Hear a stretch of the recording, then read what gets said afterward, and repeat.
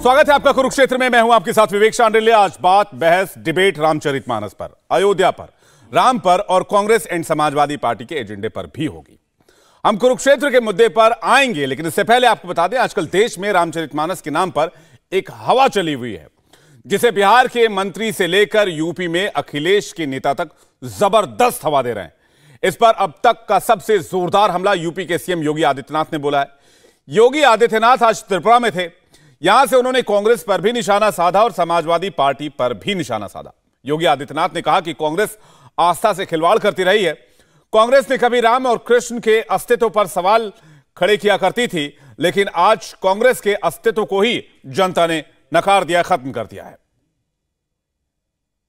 कांग्रेस आपकी आस्था के साथ खिलवाड़ करती है। याद करिए, जब अयोध्या में भगवान श्री राम के भव्य मंदिर निर्माण का आंदोलन चल रहा था, कांग्रेस उसके खिलाफ आंदोलन कर रही थी, कहती थी कि नहीं बनना चाहिए। आज तो अयोध्या में भगवान राम का भव्य मंदिर के निर्माण का कार्य अंतिम चरणों में चल रहा है। कांग्रेस उसका विरोध करती थी, आपकी आस्था के साथ खिलवाड़ करती थी। कांग्रेस राम सेतु को तोड़ करके भगवान राम के अस्तित्व पर ही प्रश्न खड़ा कर रही थी। भगवान श्री कृष्ण के अस्तित्व पर ही प्रश्न खड़ा कर रही थी।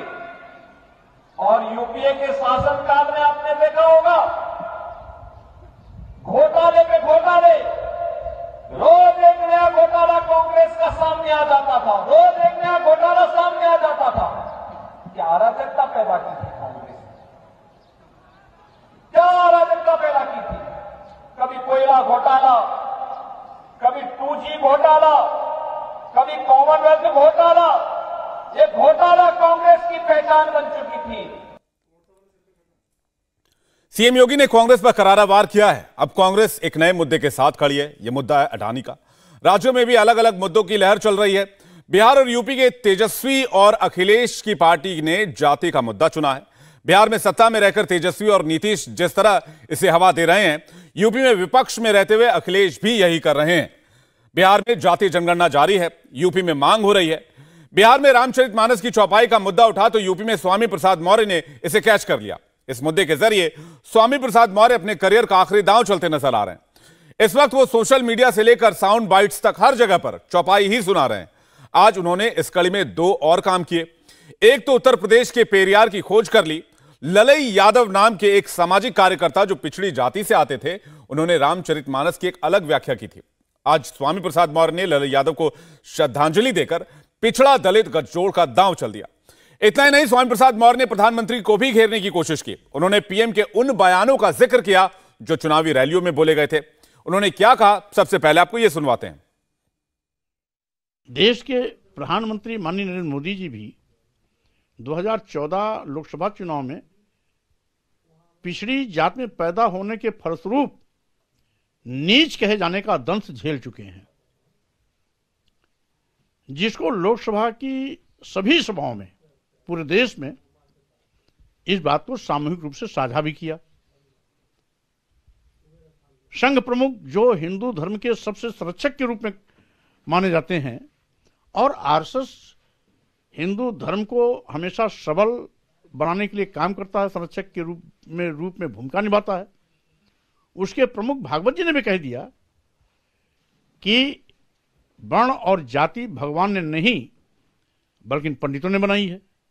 अगर वाकई में हिंदू धर्म के धर्माचार्य हिंदू धर्म के प्रति वफादार हैं, शुभचिंतक हैं, हितैषी हैं, तो हिंदू धर्म की स्वायत्तता को सुनिश्चित करने के लिए इस आपत्तिजनक टिप्पणियों को हटाने में सहयोग करें।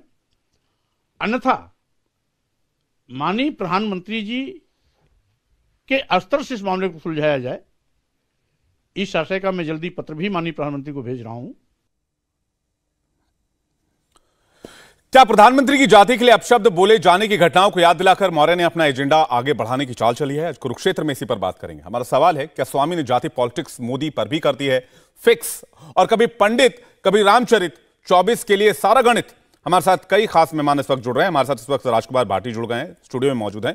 समाजवादी पार्टी के प्रवक्ता, स्वागत है आपका। विनोद बंसल, प्रवक्ता विश्व हिंदू परिषद के, स्वागत है आपका। मलूक नागर हमारे साथ जुड़ रहे हैं, सांसद हैं बीएसपी के, आपका भी स्वागत है। कुछ और मेहमानों को हम जोड़ने की कोशिश कर रहे हैं। भाटी जी, आपसे शुरू करूंगा।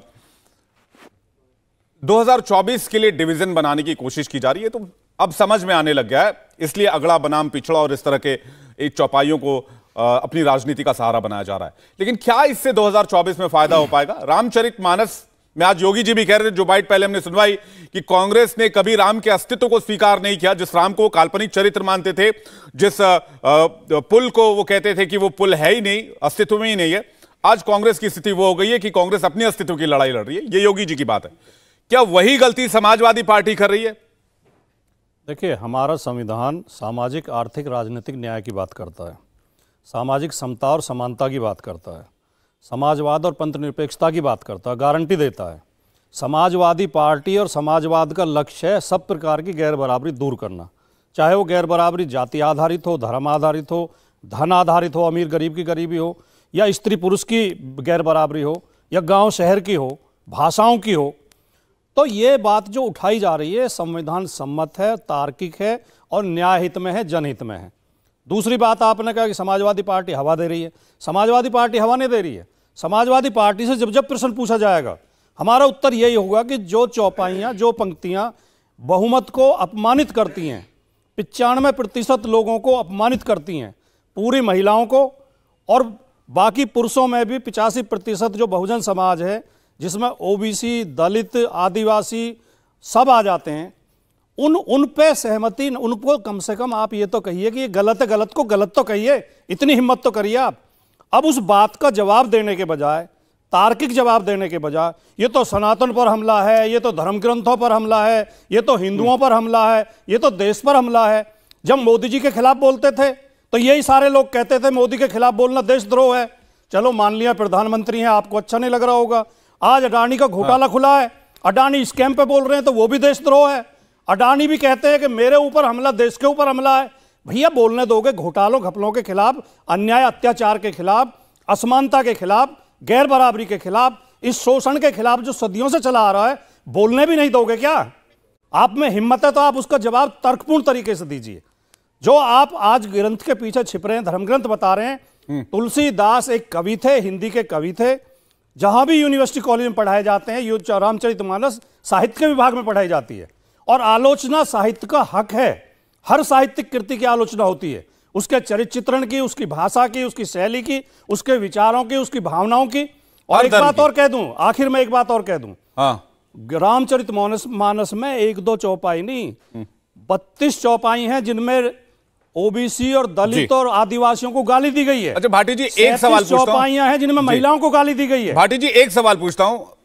आपने कई चौपाइयों में सुधार होना चाहिए, और गोस्वामी तुलसीदास ने 500 साल पहले किस परिप्रेक्ष्य में लिखा होगा मुझे नहीं पता, क्योंकि 500 साल पहले मैं था ही नहीं। मेरा आपसे सवाल यह है, क्या 3 तलाक के विरोध में भी आप लोग इतने खुलकर आए थे सामने, उसका भी विरोध किया था कि 3 तलाक नहीं होना चाहिए? आप लोग आज भी स्पष्ट तौर पर नहीं कहते। बाल विवाह जो असम में हो रहा है, उस पर जब एक्शन हो रहा है तो वो ये भी कुरीतियां हैं, इस पर भी जब एक्शन हो रहा है इस पर खुलकर कुछ नहीं कहते आप लोग। बहुविवाह, मल्टीपल मैरिजेस के बारे में खुलकर कुछ नहीं कहते आप लोग, सिर्फ इन चौपाइयों के पीछे पड़े हुए हैं। तो क्या ये 97-3, 95-5 है? फिर मैं वही डिवीजन वाली राजनीति की बात आपसे करूंगा। नहीं, पहले तो ये बहुत बड़ा खेल है कि जब एक किसी बुराई पर चर्चा हो रही हो तो उस बुराई से ध्यान भटकाने के लिए दूसरी तरफ ले जाओ। और जो जातीय दूसरी तरफ या दूसरी बुराई की तरफ? दूसरी बुराई कह लो आप। हाँ। किसी चौधरी का बेटा गांव में शराब पी के बदतमीजी करता हो, लड़कियों को छेड़ता हो, मारपीट करता हो, उस चौधरी से आके कहें जी आपका लड़का शराब पी के बदतमीजी करता है, अरे पूरे गांव के लड़के पी रहे हैं, उसका फलां का लड़का पी रहा है, उसका लड़का पी रहा है, पहले उससे जाके कहो भाई तू पहले अपने बेटे को तो सुधार, पहली बात। दूसरी बात, आप हमने सवाल पूछा है उस बात पर जो 97% लोगों को अपमानित करता है, तो पहले उसका तो जवाब दो, फिर दूसरी बुराई पर आप सवाल करेंगे। 97% लोग ऐसा नहीं मानते हैं कि उसका जो व्याख्या आप कर रहे हैं एज अ पॉलिटिकल पार्टी, उनके लिए वो व्याख्या नहीं हो सकती। हो सकता है उसमें वो आस्था देखते हो, उसमें वो देखते हो कि उसका जो अर्थ है वो अलग है। मैं विनोद बंसल जी के पास जा रहा हूं, उसके राजीव तुली जी आपके पास आ रहा हूं। चौपाइयों की व्याख्या अलग अलग तरीके से, अलग अलग वक्त में, अलग अलग ढंग से की गई। लेकिन रामचरितमानस के कुछ एक चौपाइयों को निकालकर सामने रखकर इस पर राजनीति कितनी जरूरी है विनोद बंसल जी? देखिए, दो बातें हैं। ये अपने आप को राजनीतिक पार्टी कहते हैं, तो क्या राजनीतिक पार्टियों को किसी धार्मिक ग्रंथ में घुसने का या उसकी व्याख्या करने का या उसका अर्थ निकालने का कोई अधिकार है क्या? मैं तो बल्कि चुनाव आयोग से पूछूंगा। अभी हमने अपने मुख्य चुनाव आयुक्त को पत्र लेकर के उनसे समय मांगा है और उनसे पूछेंगे कि आखिरकार ये जो पार्टियां हैं, क्या ये धर्म की व्याख्या करने के लिए होगी क्या? आपने क्या इनको धर्म की व्याख्या के लिए नियुक्त किया है क्या? एक तरफ तो इनके नेता कहते हैं कि भाई वो धर्मगुरु तय करेंगे, वो जो सरसंघ चालक जी ने कहा है वो धर्मगुरु कहेंगे।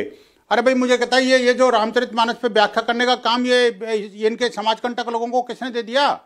ये जो समाजद्रोही हैं उनको रामचरितमानस की चौपाइयों की व्याख्या करने का ठेका किसने दे दिया? मुझे बताइए।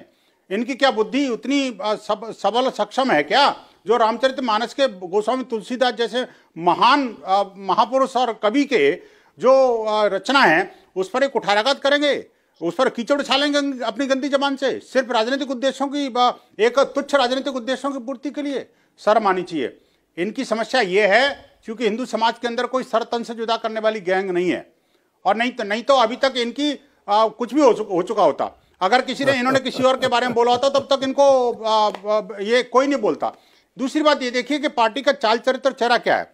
स्वामी प्रसाद मौर्य ने जिस दिन एक दिन ये बयान दिया उसके बाद लोग भड़क गए, उन्होंने रामचरितमानस को जला भी दिया और पैरों से रौंदा भी, और उस पर ये खुश हो रहे थे।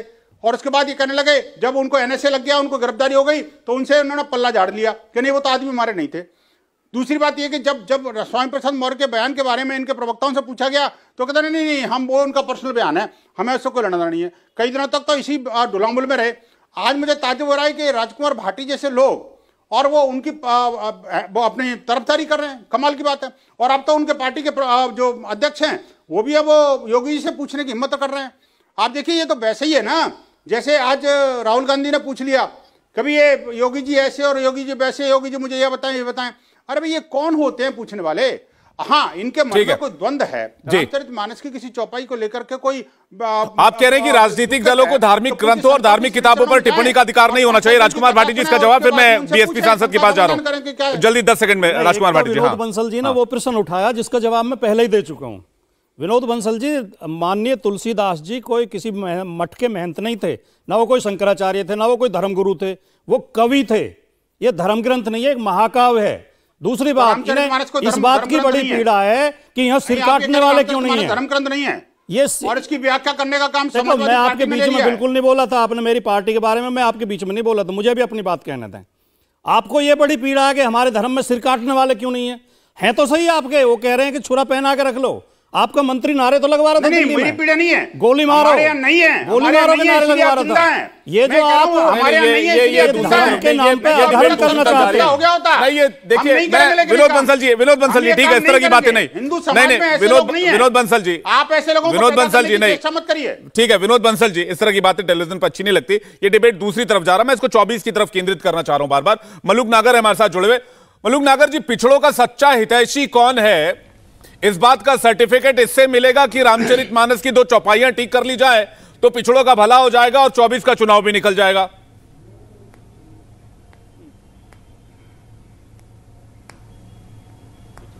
हेलो मलूक नागर जी। देखो, हाँ, जहां तक इस चौपाई की बात, जहां तक चौपाई की बात है और जहां पे उनकी लाइनों की बात है, तो जो शब्द जैसे ताड़न है और बहुत सारे शब्द हैं, इन पे या तो पहले पूरी डिटेल में ये परिभाषित होने चाहिए।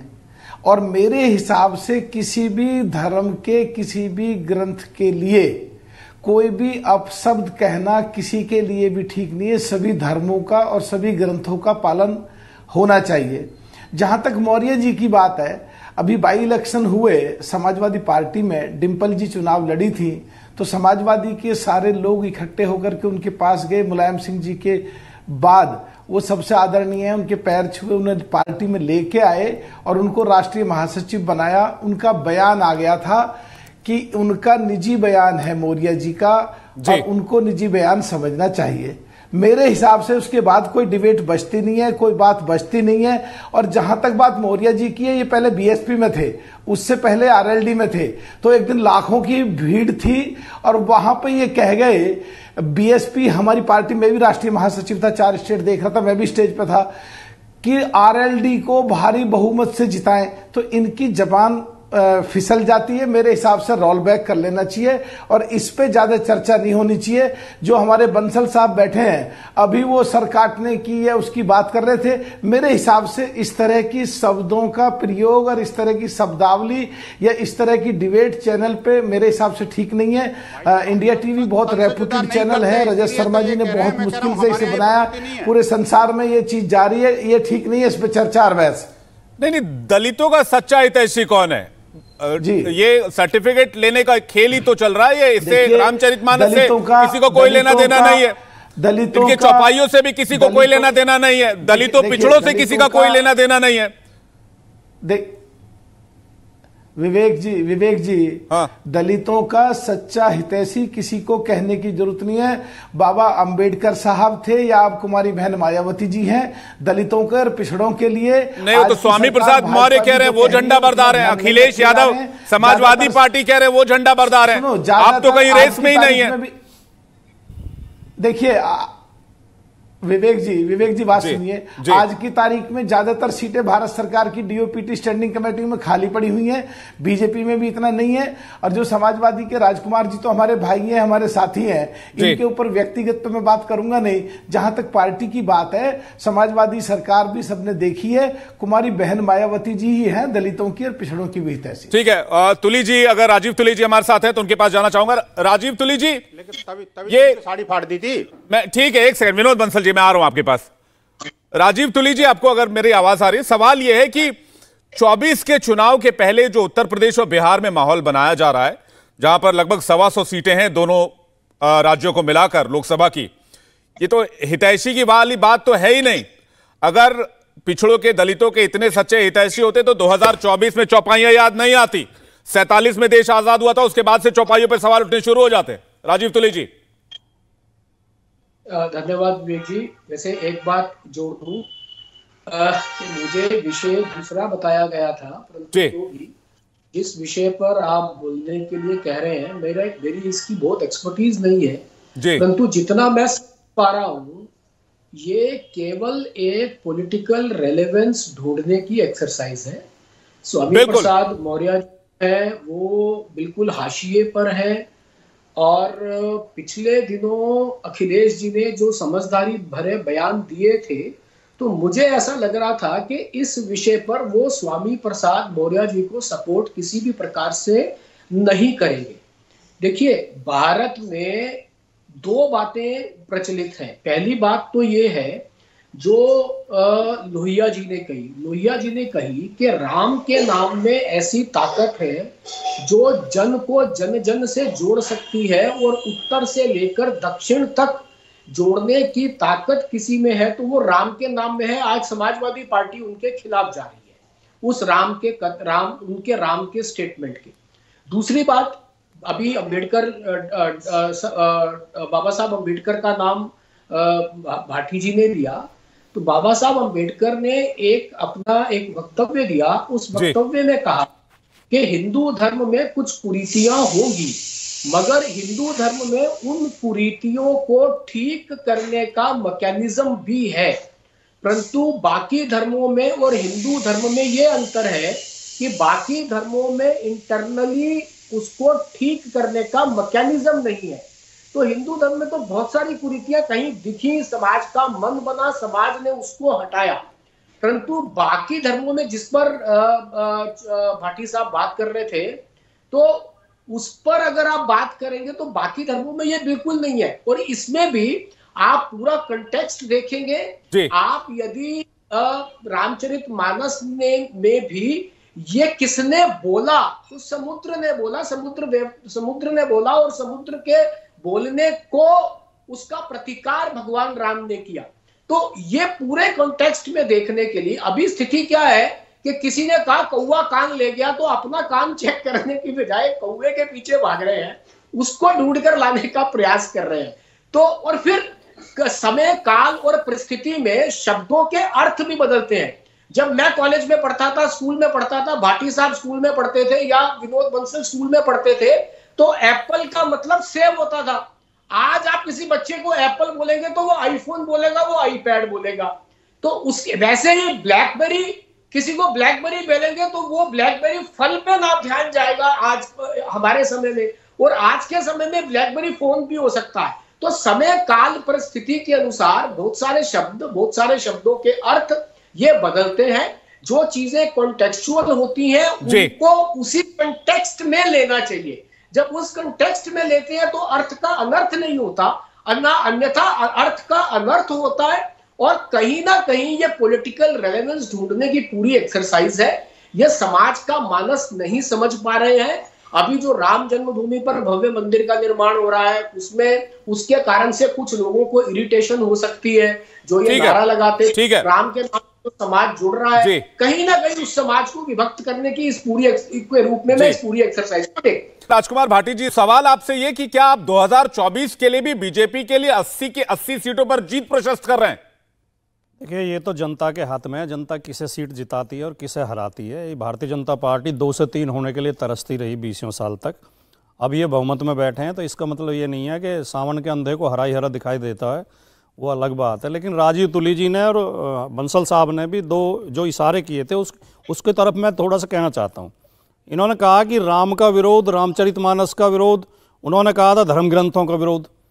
देखिए, ना तो राम का विरोध कर रहे हैं, ना किसी को करना चाहिए, ना हम रामचरितमानस का विरोध कर रहे हैं, ना किसी धार्मिक पूजा पाठ या धार्मिक संस्कार का विरोध कर रहे हैं। धर्म कार्य में हस्तक्षेप किसी को नहीं करना चाहिए और किसी की धार्मिक आस्था को ठेस भी नहीं पहुंचानी चाहिए।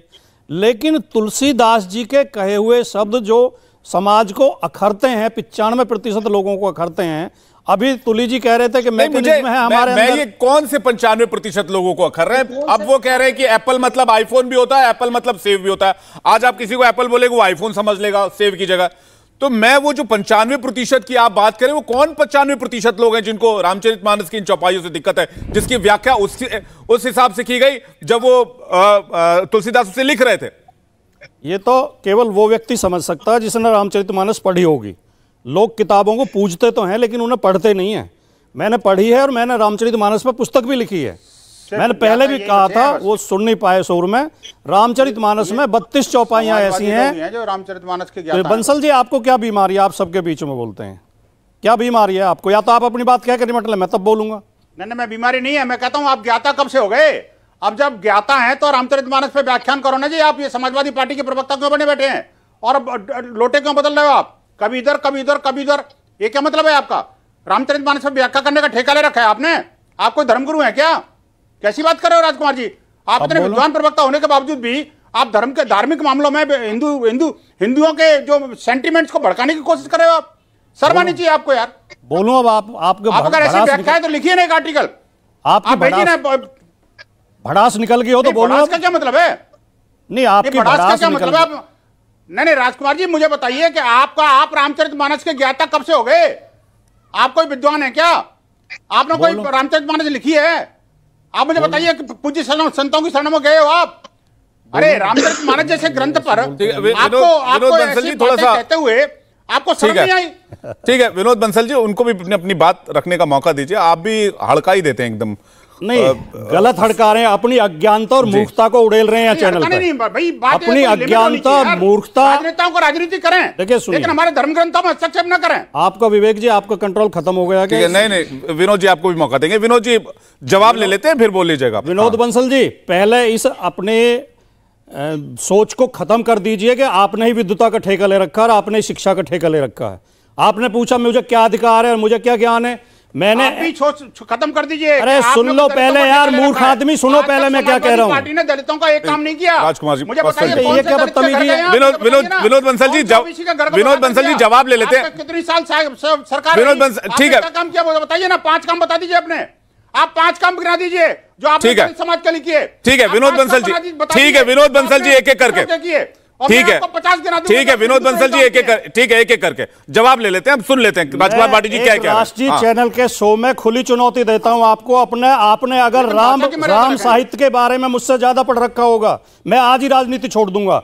अगर रामायण, रामचरितमानस, पयुमचर्यु, स्वंभू की, कंबन की, भगवान सिंह की, आप बकवास करे जा रहे हैं, आप दूसरे की बात सुन नहीं रहे, आप इनका शो बिगाड़ रहे हैं। विनोद बंसल जी कुछ भी करिए, विनोद बंसल जी करना बंद करिए। ठीक है विनोद बंसल जी, एक एक करके उकसाने की कोशिश, ठीक है, डिबेट की थोड़ी गरिमा भी होती है। विनोद बंसल जी एक एक कर सुन लेते हैं ना, क्या कह रहे हैं, उनका पक्ष क्या है। मर्यादा रखें, मेरा निवेदन है। हाँ ठीक है, मैं सबसे निवेदन कर रहा हूं, आपसे भी कर रहा हूं और इनसे भी कर रहा हूं, सभी मेहमानों से कह रहा हूं कि भाषा की मर्यादा होनी चाहिए। राजकुमार भाटी जी बोलिए, जवाब पूरा। मर्यादा का उल्लंघन लगातार ये कर रहे हैं, मैं तो सबसे निवेदन कर रहा हूं सर, खराब आप ठीक है, आप जवाब दीजिए। और आज इसी तरह बीजेपी के शासन में देश और हिंदू धर्म इसी तरह चल रहा है। ऐसे ही दबंगों ने, ऐसे ही मूर्खों ने, ऐसे ही दादा किस्म के लोगों ने कब्जा कर रखा, लोगों को बोलने नहीं देते, तर्क आने नहीं देते। ठीक है, बोलिए विनोद बंसल जी। ठीक है विनोद बंसल जी, नहीं आपका मैं देखिए रहेगा, ये 24 के चुनाव के ऊपर ही डिबेट रख रहा हूं मैं। ठीक है विनोद बंसल जी, हमारा नहीं है। ठीक है विनोद बंसल जी, अब आप जवाब पूरा कीजिए राजकुमार जी। ठीक है, बहुत हो गया,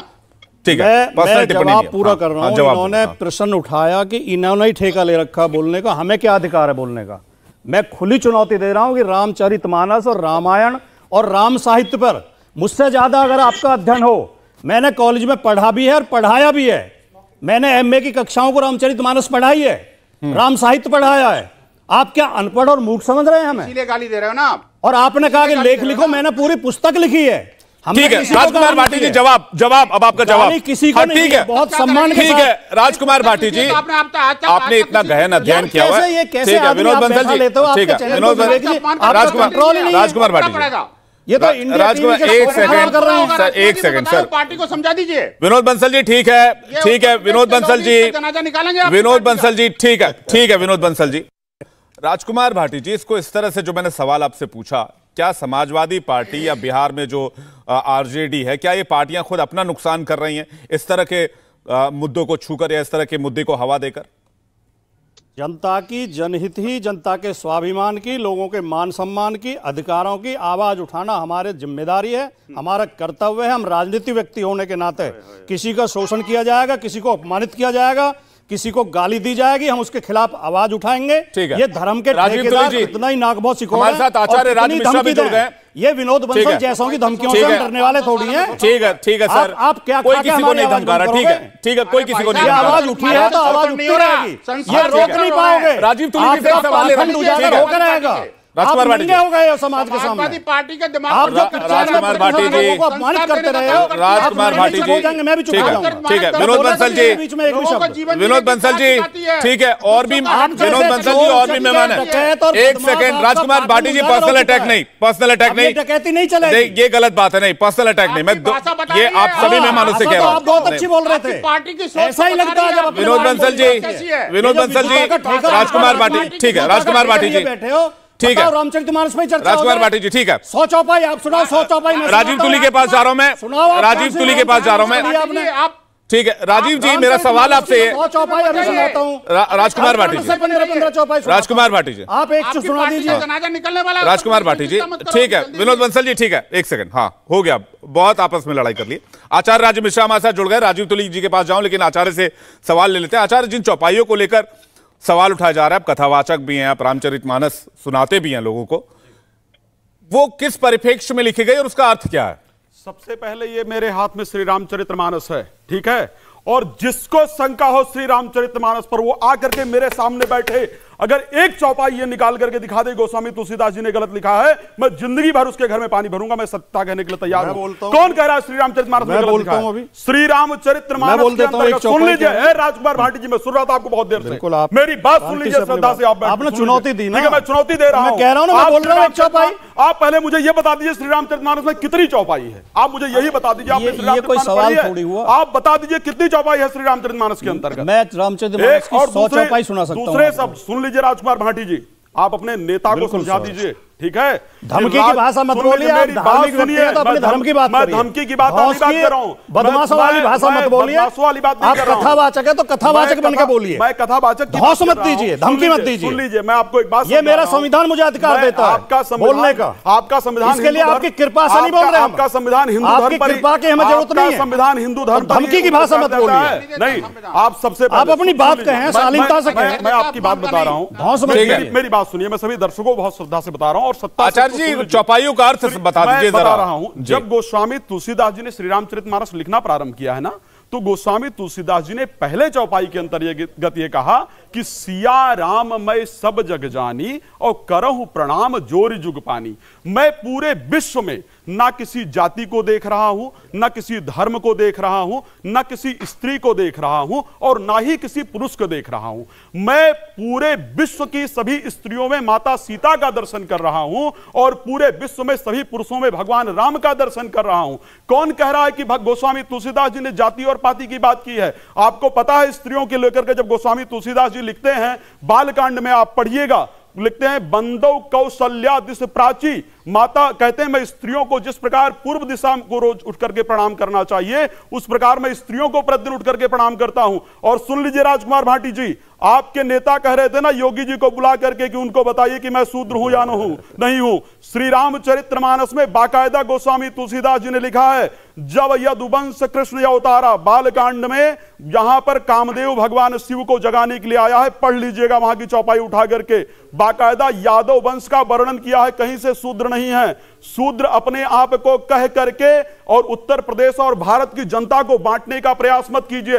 श्री रामचरितमानस वो ग्रंथ है जहां पर गोस्वामी तुलसीदास जी स्पष्ट रूप से लिखते हैं कि परम धर्म श्रुत विदित अहिंसा, अहिंसा ही परम धर्म है। जहां पर हिंसा वो धर्म नहीं कहा जा सकता है। श्री रामचरितमानस वो ग्रंथ है जहां पर कहा जाता है काज हमार तासु हित होई और रिपुसन करिए बत कही सोई, जो शत्रुओं का भी हित नहीं चाहता है। सुन लीजिए, ढोल गमार शूद्र पसनारी की जो बात कर रहे हैं, श्री रामचरितमानस के सुंदर कांड का दोहा नंबर 58 की चौपाई है, जहां पर समुद्र कहता है भगवान राम से, पूरी चौपाई पढ़िएगा, कहता है कि प्रभु आपने अच्छा किया, आपने अच्छा किया। वो कहता है कि प्रभु भल कीन मोह सिख दीन ही और मर ज्यादा पुण्य तुम्हारी की नहीं। हे प्रभु आपने अच्छा किया, मुझे शिक्षा दिया, लेकिन सुन लीजिए, आप क्रोध करें उससे पहले सुन लीजिए, कुछ लोग इस प्रकार के समाज में हैं, आप अगर मुझे सुखा देंगे तो इसमें आपका सम्मान नहीं रहेगा। समाज में कुछ लोग हैं जिनसे शालीनता पूर्वक व्यवहार करना चाहिए। कौन कौन से लोग? ढोल को कोई भी, जैसे ये कह रहे हैं कि नहीं ताड़ना के अधिकारी हैं, कौन कहता साहब ढोल बजाने से, ढोल पीटने से बचता है? ढोलक बजाने के लिए भी 2 से 3 साल का अध्ययन करना आवश्यक है। 2 से 3 साल जब ढोलक बजाना सीखोगे तब आपको ढोलक बजाना आएगा। तो कहते हैं जिस प्रकार ढोलक को बजाने के लिए आपके अंदर ज्ञान होना आवश्यक है, उसी प्रकार से किसी सम्मानीय स्त्री से बात करना है, किसी ऐसे व्यक्ति से बात करना है जिसने एजुकेशन को हासिल नहीं किया है, किसी ऐसे व्यक्ति से बात करना है, तो आपको अपने अंदर सहनशीलता रखने की आवश्यकता है। श्री रामचरितमानस की चौपाई का शब्दार्थ यह है, ये लोग सिर्फ राजनीतिक अपनी बिल्कुल राजनीति पर है। ठीक है राजकुमार भाटी जी, 1 सेकंड में आ रहा हूं। राजीव तुली जी से एक सवाल लेना चाहता। राजीव तुली जी, क्या समाजवादी पार्टी ने, मलूक नागर जी इसके बाद में आ रहा हूं, क्या समाजवादी पार्टी ने गलत तार छेड़ दिया है इस मुद्दे को उठाकर? वो तो पहले ही कह चुके हो, दोबारा क्या क्या कह लो। देखिए विवेक जी, ये तो समय ही बताएगा कि उन्होंने ठीक छेड़ा है या गलत छेड़ा है, परंतु इस देश में ये एक बात बिल्कुल स्पष्ट है, जो भी जिसने भी यहाँ के स्थापित मान बिंदुओं पर या राम, तुलसीदास, वाल्मीकि, आप कह सकते हैं कि रामचरितमानस महाकाव्य है, आप रामायण को भी कह सकते हैं वो महाकाव्य है, आप इसको माइथोलॉजी भी कह सकते हैं, और आप लोग कहते रहे हैं, इतिहास बताता है, आप हिस्ट्री को, भारत की हिस्ट्री को माइथोलॉजी बता करके कहते रहे, ये इतिहास बताता है। तो ये कहीं ना कहीं अब क्या है कि स्वामी प्रसाद मौर्य जी को कोई एक दिन में महामंत्री बनाने का निर्णय तो लिया नहीं होगा, महासचिव बनाने का समाजवादी पार्टी ने, वो निर्णय पहले हुआ होगा, बीच में वो रॉ में स्वामी प्रसाद मौर्य कुछ बोल गए, अब वो पार्टी के गले पड़ गया, तो अब गले पड़ी मुसीबत है, तो वो ढोल बजा रहे हैं, उनको बजाना पड़ रहा है। मगर मुझे कुल मिलाकर के ये लग रहा है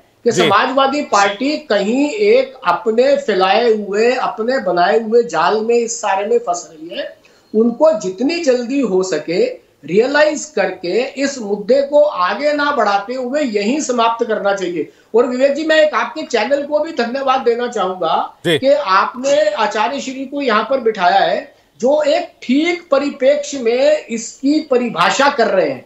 तो अभी भी देखिए, राजनीति में कभी भी इतना आगे कोई भी नहीं बढ़ता है कि जहां से वापस ना आया जा सकता। बिल्कुल, तो यहाँ कह रहे हैं कि अभी भी मौका है, यहाँ से संभला जा सकता है। मलुक नागर जी कुछ कहना चाह रहे हो, उसके भाटी जी फाइनल आंसर के लिए आऊंगा।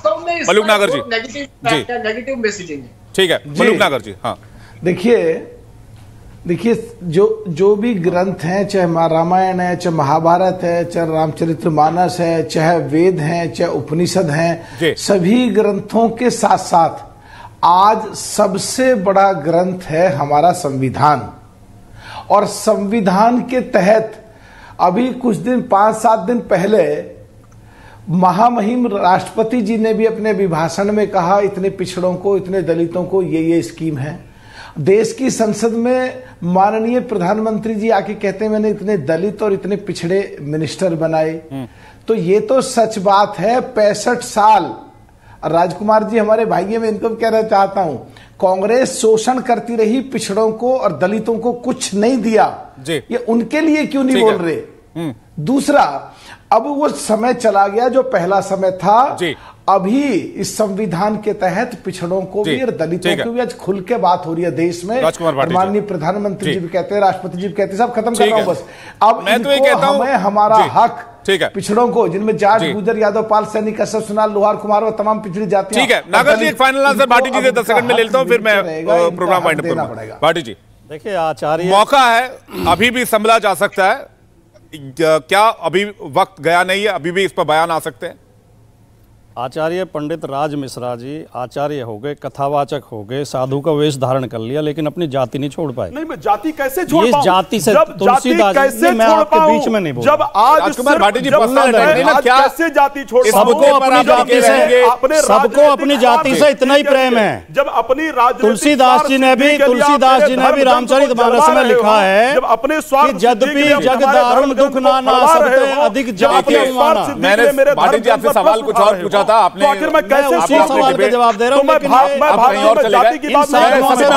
राजकुमार भाटी जी, आपका और सभी मेहमानों का शुक्रिया करना चाहूंगा। मेरे पास वक्त बहुत सीमित था।